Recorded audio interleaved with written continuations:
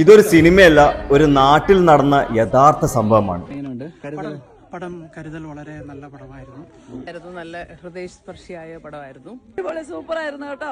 ജോമി ജോസ് എന്ന സംവിധായകൻ ഒരു ട്രൂ സ്റ്റോറി ബേസ് ചെയ്ത് ഒരു സിനിമ നമുക്ക് മുന്നിൽ എത്തിച്ചിരിക്കുകയാണ്. ജോലി കിട്ടി കല്യാണം കഴിഞ്ഞ് ലൈഫ് ഒന്ന് സെറ്റായി തുടങ്ങുമ്പോൾ വീട്ടിലെ പ്രായമായ അച്ഛനും അമ്മയും ചിലപ്പോൾ നമുക്കൊരു ഭാരം പോലെ തോന്നിയേക്കാം. അങ്ങനെ ഒരിക്കൽ പോലും തോന്നിയിട്ടുണ്ടെങ്കിൽ ഈ സിനിമ നിങ്ങൾ തീർച്ചയായും കാണണം.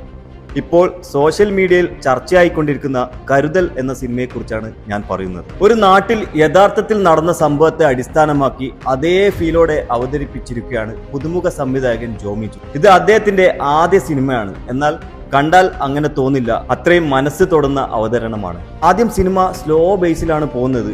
ഒരു പരിധി കഴിഞ്ഞപ്പോൾ ക്ലൈമാക്സിലേക്ക് എത്തുമ്പോൾ സിനിമ നമ്മളെ ഇമോഷണലി ടച്ച് ചെയ്ത് ഒരു ഹാപ്പി ഫീൽ നൽകിയിട്ടുണ്ട്. പ്രശാന്ത് മുരളിയും ഐശ്വര്യ നന്ദനും കേന്ദ്ര കഥാപാത്രങ്ങളായി എത്തിയ ഈ ചിത്രം ഒരു കുടുംബവുമായി ചേർന്ന് തിയേറ്ററിൽ ഇരുന്ന് കാണാൻ പറ്റിയ ഒരു സിനിമയാണ്.